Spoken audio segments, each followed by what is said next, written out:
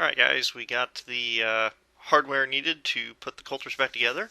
For those who are wondering, it was $13 to get all new nuts and bolts and lock washers for it. That includes 12 3/8 bolts, the half-inch spindle bolts, and the half-inch collar locking bolts with other hardware.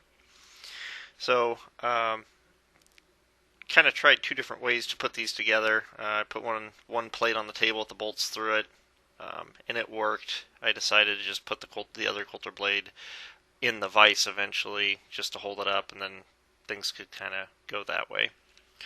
I torqued down all 12 nuts on the hub.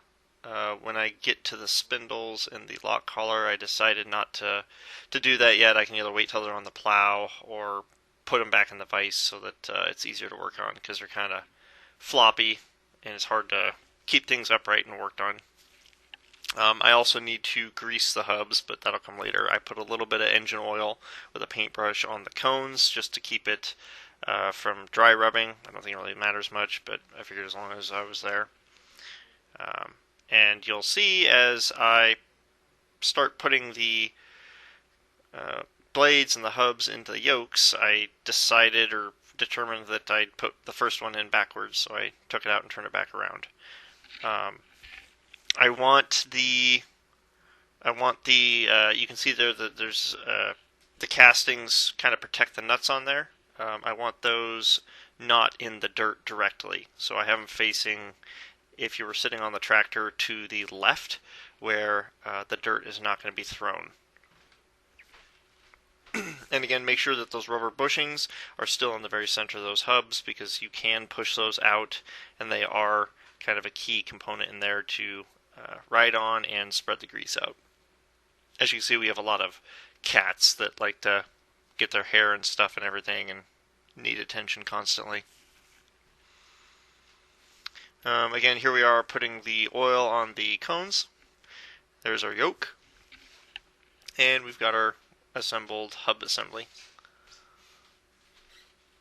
Again, these things are kind of a pain to, they want to fall out all the time, so you gotta finagle them and get them just right. And you have to have the both cones in when you're trying to put that in. I tried to do that with just one. There's not enough room.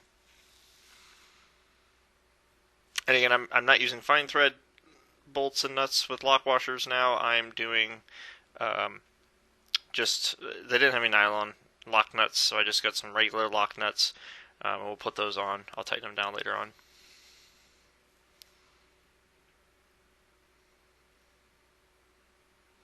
So hopefully here in the next few days we'll get everything preloaded and we can get it put on the plow and get to work on the rest of the plow, getting it restored. So you may have to, like I'm doing here, get a hammer and tap that shaft back down with the paint on there. It kind of gets a little sticky. So, but other than that, that's kind of the basics of it. We'll catch you on the next one.